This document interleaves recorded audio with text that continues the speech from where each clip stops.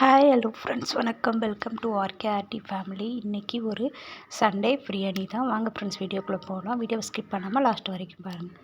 கடாயில் எண்ணெய் ஊற்றியாச்சு. தேவையான என்னென்ன உங்கள் வீட்டில் இருக்கோ அதுவே நீங்கள் யூஸ் பண்ணிக்கிடலாம். நான் இன்றைக்கி 1 கிலோ குவான்டிட்டி தான் செஞ்சுருக்கேன். அதுக்கு தேவையான வெங்காயம், நல்லா வெங்காயம் கோல்டன் கலராக வதங்கிடணும். நல்லா வதங்கிடுச்சு. இப்போ இதில் 1 கிலோவுக்கு தேவையான தக்காளி அப்படின்னா ஒரு 400 கிராம் தக்காளி சேர்த்துக்கலாம்.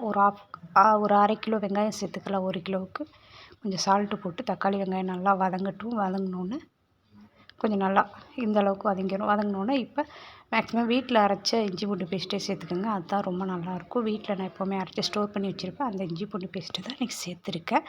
பட் இதை விட இஞ்சி பூண்டு பேஸ்ட்டு இன்னும் கொஞ்சம் எக்ஸ்ட்ரா சேர்க்கணும். என்கிட்ட இவ்வளோ தான் இருந்தது இஞ்சி பூண்டு பேஸ்ட்டு. அதனால் இந்த குவான்டிட்டியை நான் சேர்த்துக்கிட்டேன் இஞ்சி பூண்டு பேஸ்ட்டு. இதை விட இப்போ வீட்டில் இன்னும் கொஞ்சம் எக்ஸ்ட்ரா இருந்துச்சுன்னா இதை விட இன்னும் கொஞ்சம் எக்ஸ்ட்ரா சேர்த்துக்கணும். இப்போ கொஞ்சம் அதை நல்லா இஞ்சி பூண்டு பேஸ்ட்டு வாசம் போகிற அளவுக்கு வதக்கிடலாம். இஞ்சி பூண்டு பேஸ்ட்டு அடி பிடிக்காமல் இருக்கிறதுக்கு கொஞ்சம் தயிர் சேர்த்துக்கோங்க. தயிர் சேர்த்தா கீழே அடி பிடிக்காமல் இருக்கும். தயிர் சேர்த்து நல்லா வதக்கி விட்டுக்கலாம். நல்லா தக்காளி டோட்டலாகவே நல்லா மசிஞ்சு வந்துடணும். நல்லா வதக்கியாச்சு. இப்போ இதில் கொத்தமல்லி, புதினா ரெண்டும் இப்போ ஆட் பண்ணிக்கலாம். ஆட் பண்ணி அதையும் நல்லா கிண்டி விட்டுக்கலாம். இலையாக பிச்சுட்டாங்க கொத்தமல்லியை.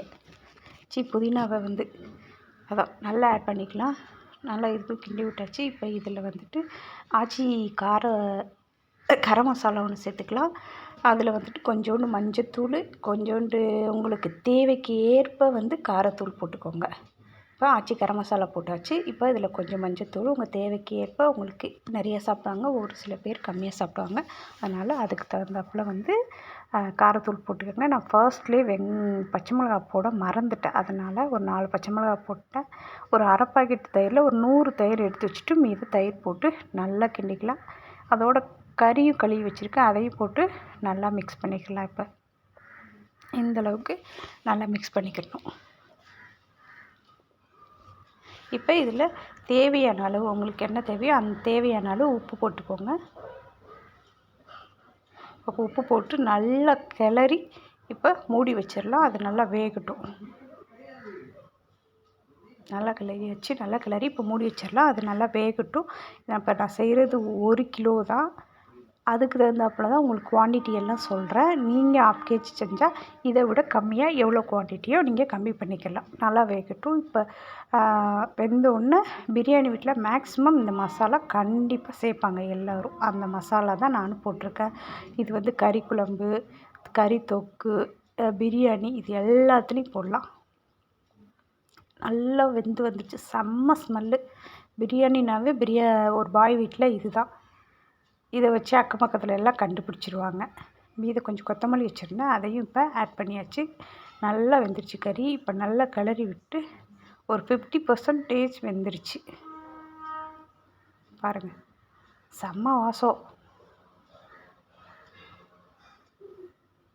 இந்த மசாலா உங்களுக்கு வேணும் அப்படின்னு சொன்னால் கமெண்ட் பண்ணுங்கள். கண்டிப்பாக இதை நான் ஒரு வீடியோவாக கண்டிப்பாக போடுறேன். இந்த மசாலா எல்லாத்துலேயும் இப்போ சிக்கன், மட்டன் இதெல்லாம் சேர்த்தா இப்போ சிக்கன் 1 கிலோவுக்கு இது ஒரு 2 டீஸ்பூன் இந்த மசாலா ஆட் பண்ணணும்.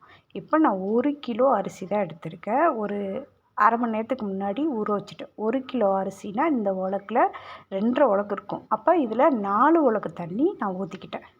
இதில் 4 உலக்கு, ஏன்னா கொஞ்சம் தண்ணி இருக்கும் நம்ம கறி வெந்தது இதில் எல்லாம். அதனால் இதில் 4 உலக்கு தண்ணி நான் ஊற்றிட்டு இதில் ஒரு சின்ன லெமனாக தான் இருந்தது. அது ஒரு 2 லெமன் புழிஞ்சு விட்டுக்கிட்டாச்சு.